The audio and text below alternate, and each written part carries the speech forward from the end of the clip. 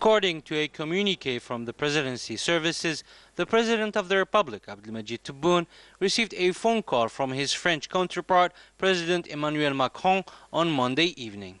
This phone call was an opportunity for the two heads of state to discuss Algerian-French relations as well as regional issues, including the situation in Libya and in the Sahel region. The Prime Minister, Minister of Finance, Ayman bin Abdurrahman, chaired on Monday a government meeting held at the government palace here in Algiers. In accordance with the agenda, the members of government examined 2 draft presidential decrees and 1 draft executive decree presented by the Ministers of Youth, Tourism and Telecommunications. In addition, 1 communication was presented by the Minister of Solidarity. The government listened to a presentation by the Minister of Youth on the draft presidential decree establishing the powers, membership, organization and operating of the Superior Council for Youth. The government then listened to a statement presented by the Minister of Tourism and Handicrafts relating to the draft presidential decree amending and supplementing Presidential Decree number 02-479 of December 31st, 2002, establishing the National Tourism Council and establishing its duties, organization and operating. Following this, the government listened to a presentation made by the Minister of Posts and Telecommunications relating to the draft executive decree setting the pricing principles for electronic certification services. Then, the government listened to a statement by the Minister of National Solidarity on the school support system for children with autism spectrum disorders in anticipation of the 2021-2022 school year.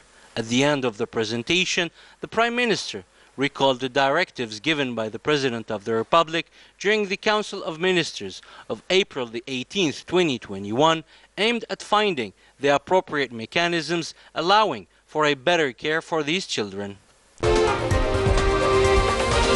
The Minister of Foreign Affairs and the National Community Settled Abroad, Ramtan Lamamra, participated in the high-level segment of the 76th session of the United Nations General Assembly held in New York until September 28th. Ramtan Lamamra will meet the UN Secretary General Antonio Guterres and the General Assembly President Abdullah Shahid. Both parties will tackle issues relating to international peace and security.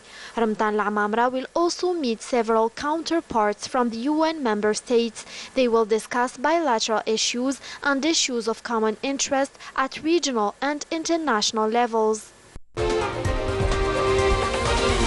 On the occasion of a visit to the National School of Military Health in the 1st Military Region on Monday, the Chief of Staff of the National People's Army, Lieutenant General Saeed Shingreha, highlighted in an address that the military health sector is called upon to continue its commendable work to consolidate the unity and cohesion between our people and its army, especially during disasters and crises. An example is the qualitative contribution and the hard work facing the pandemic of COVID-19, where solidarity and joint efforts between the military and civilian health sectors have been brought to their peak and have succeeded to a large extent to limit the unfortunate consequences of this pandemic on our country. This was followed by video conferencing by executives of the military health staff deployed across the military regions. And this on the occasion of the visit to the National School of Military Health in the 1st Military Region, which was carried out following the appointment of Major General Suid Mohammed al-Bashir in the functions of Acting Central Director of Military Health Services. Lieutenant General Saeed Shingreha, accompanied by the Secretary General of the Ministry of Defense, the Commander of the 1st Military Region, and the Acting Central Director of Military Health Services, held at the end of this visit a working session with the executives and staff of the Military Health Services, during which he recalled that this almost total control of the situation has given the People's National Army a sense of satisfaction and pride, which will serve it to work harder to meet the requirements of security and stability. It goes without saying that health security is inseparable from the overall security, and it remains a major goal that must be achieved regardless of the circumstances. Lieutenant General Saeed Shingariha praised in this regard the military health staff, including teachers, doctors and nurses, for their vital role alongside their colleagues in the civilian health sector to confine this pandemic, just as he paid a vibrant tribute to all the personnel, military and civilian, who sacrificed their lives to save the patients affected by this dangerous epidemic. Lieutenant General Saeed Shingariha concluded his address with reaffirming that improving the conditions of health care of the military personnel and their dependents and provide health coverage to fellow citizens who live in the mountainous and remote areas indeed is one of the main objectives the military strives to achieve as part of the implementation of the comprehensive approach adopted by the High Command in accordance with the guidelines of the President of the Republic, Supreme Commander of the Armed Forces, Minister of National Defense, Abdelmajid Tebboune. In anticipation of the local elections of November 27th, the President of the Independent National Authority for Elections, Mohamed Shorfi, installed on Monday the members of the two commissions responsible for setting the time of speech of candidates at the audiovisual media level, as well as the commission responsible of the follow-up of the electoral campaign. In Tizi Ouzou province, eastern Algiers, donations for the benefit of health structures and vulnerable families were given on Monday by the Algerian Red Crescent in anticipation of the first school day. The president of this humanitarian organization, Mrs. Saïda Ben Hbilis, went to Tizi Ouzou province to supervise this solidarity operation.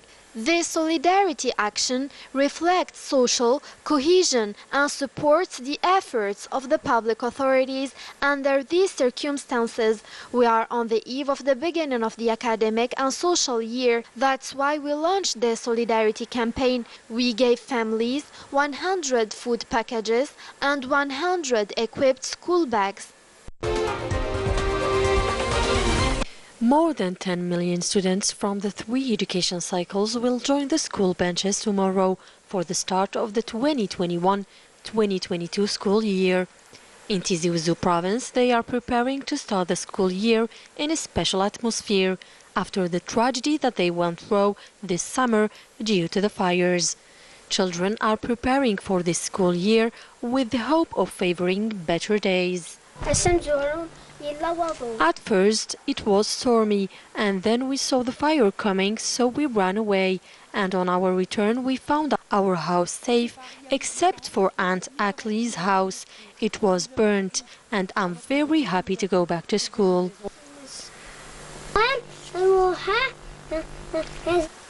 The fire scared us, so we fled.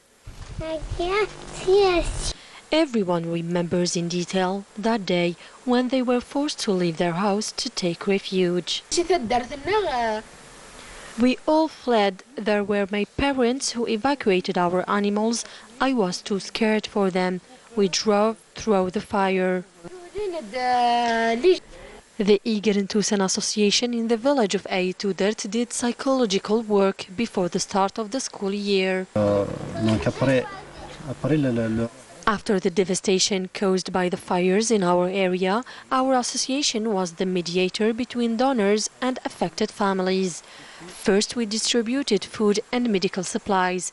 Then we thought about the psychological aspect of the affected families, especially the children traumatized by the fires.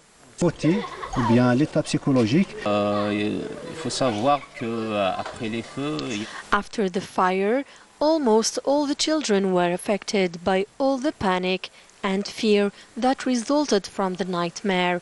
There were even children who had diabetes. This psychological work will continue throughout the school year to allow students to overcome their trauma that they have evacuated thanks to psychologists in the region. The Sahrawi Commission to combat the Moroccan occupation of Western Sahara, ISACOM, welcomed the candidacy of Sultana Sid Ibrahim Khaya for the Sakharov Prize for the defense of human rights and freedom of thought granted by the European Parliament to human rights organizations and activists. The Commission believes that the Khayaz candidacy should give a new impetus to the struggle of the Sahrawi people and moral support for the resistance of its activists and all supporters of its fair cause around the world.